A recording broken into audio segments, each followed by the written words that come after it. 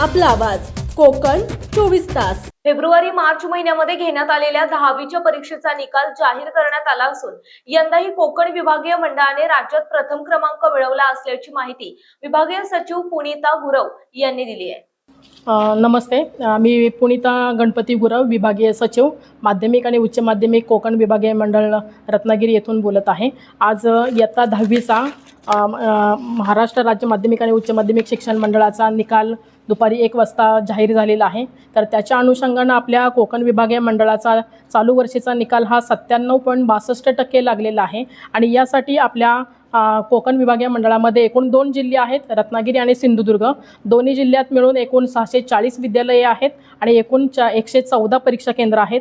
या परीक्षेसाठी आपल्या विभागातून एकूण नोंदणी झालेले विद्यार्थी आहेत 25,226, त्याचबरोबर प्रविष्ट झालेले विद्यार्थी आहेत 25,172 आणि उत्तीर्ण झालेले विद्यार्थी आहेत 24,573। म्हणजे एकूण उत्तीर्ण झालेली टक्केवारी आहे ते 97.62% झालेली आहे। गेल्या वर्षी आपला निकाल 98.82% होता, म्हणजे यंदा निकाल हा 1.20% आपला कमी लागलेला आहे। त्याचबरोबर या आपल्या परीक्षेसाठी जे मुलं मुली आहेत तर त्यामध्ये दोन्ही जिल्ह्याची मिळून एकूण मुले 12,958 विद्यार्थ्यांची नोंदणी झालेली होती। त्याच्यामध्ये 12,900 विद्यार्थी प्रविष्ट झालेले आहेत आणि एकूण 12,503 विद्यार्थी उत्तीर्ण झालेले आहेत। मुलांची जी टक्केवारी आहे ते 96.73% आहे। त्याचबरोबर आपल्या विभागातील मुली आहेत त्या एकूण मुली नोंदणी झाल्या होत्या त्या 12,268 झालेल्या होत्या।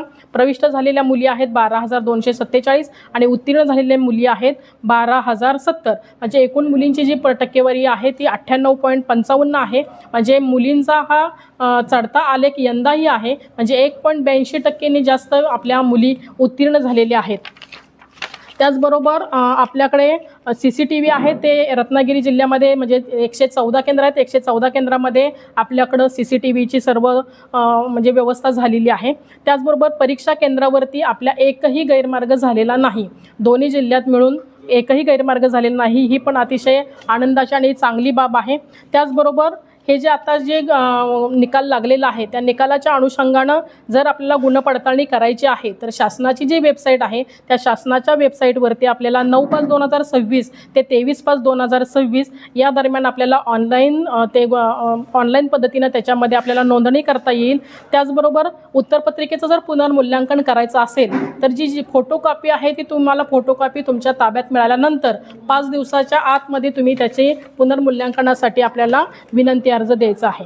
आता हे जे आपला कोकणचा निकाल लागलेला आहे तर या कोकणच्या निकालाची जर वैशिष्ट्ये सांगायची म्हटलं तर कोकण विभागीय शिक्षण मंडळाच्या सचिव पुनीता गुरव यांनी 10वीचा निकाल बाबत रत्नागिरी येथे आयोजित पत्रकार परिषदेत बोलताना निकालाबाबत सविस्तर माहिती दिली आहे। आपल्या या कोकणच्या निकालामध्ये विशेष करून बोर्ड परीक्षेचा राजमार्ग मान्य विभागीय अध्यक्ष राजेश क्षीरसागर साहेब यांच्या संकल्पनेतून जी कल्पना आलेली होती त्याच्या माध्यमातून एक पुस्तिका आपण तयार केलेली आहे। त्याच्यामध्ये पूर्ण वर्षाचं नियोजन केलेलं आहे, म्हणजे 12 महिन्यामध्ये आपण काय काय करायचं। याच्यामध्ये शैक्षणिक कामकाज आहे, प्रशासकीय कामकाज आहे, त्याचबरोबर विद्यार्थ्यांसाठी वेगवेगळे उपक्रम आहेत।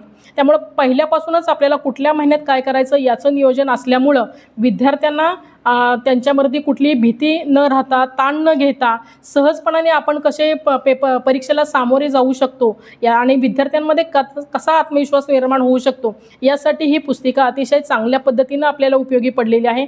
त्याचबरोबर यूट्यूबच्या माध्यमातून समाज माध्यमाच्या संपर्कात येऊन त्यांच्या माध्यमातून आपण जे अवघड विषय असतील किंवा सर्वच विषय त्यामध्ये भाषा, गणित, भूगोल यातले जे किचकट विषय असतात, किचकट प्रश्न असतात तर ते चांगल्या पद्धतीनं आणि सुलभ पद्धतीनं कसे विद्यार्थ्यांनी सोडवायचे याचे व्हिडिओ तयार केलेले आहेत तज्ज्ञांच्याकडून, की जेणेकरून जेव्हा परीक्षक किंवा नियामक पेपर तपासत असतात त्यावेळेला ते कसे तपासतात आणि त्याप्रमाणे आपल्याला कसे मार्क पडतील याचंही सविस्तर आणि बारकाईनं नियोजन त्या यूट्यूबच्या माध्यमातून विद्यार्थ्यांपर्यंत पोहोचवलेलं आहे आणि त्यामुळं तो विद्यार्थ्यांना अतिशय उपयोगी असे व्हिडिओ मिळालेले आहेत।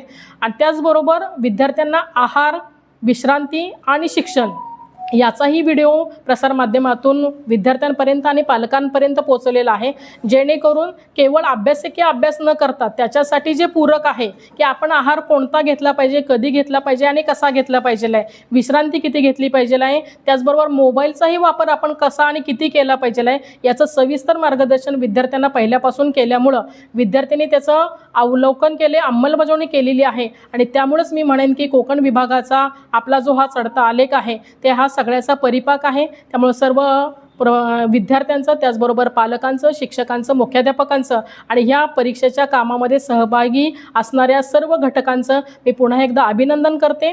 त्याचबरोबर आपल्या आपले सन्माननीय शिक्षण मंत्री, त्याचबरोबर शिक्षण आयुक्त, सन्माननीय राज्यमंडळाचे आपले अध्यक्ष, त्याचबरोबर प्रधान सचिव साहेब, त्याचबरोबर सर्व संचालक मंडळ, त्याचनंतर जिल्हा स्तरावरती जिल्हाधिकारी साहेब, मान्य मुख्य कार्यकारी अधिकारी, SP साहेब, त्याचबरोबर आमचे दोन्ही शिक्षणाधिकारी, गट शिक्षणाधिकारी या सर्वांचं आणि त्याचबरोबर आपल्याकडे जी 16 भरारी पथकं होती दोन्ही जिल्ह्यात मिळून त्या सर्वांचं मी मनपूर्वक आभार मानते, धन्यवाद देते आणि पुन्हा एकदा सर्वांना धन्यवाद मानून माझे 2 शब्द संपवते. धन्यवाद.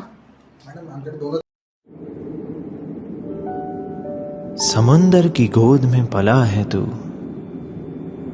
अंगड़ाई लेते ही लहरें शुरू, आज यौवन की मस्ती छोड़, ले चलता हूं तुझे एक नए मोड़, आजा तुझे माँ पुकारे अब, छेड़ देते हैं बीच से कुछ शरारत हंसी, गले लगा ले उसे ए फकीर, इंतजार कर रहा है तेरा तो, चल दे देते हैं उसे फसल की खूबसूरती तो, आजा तुझे माँ पुकारे अब, उन्हें भी देनी है एक नई पहचान, आजा तुझे माँ पुकारे अब.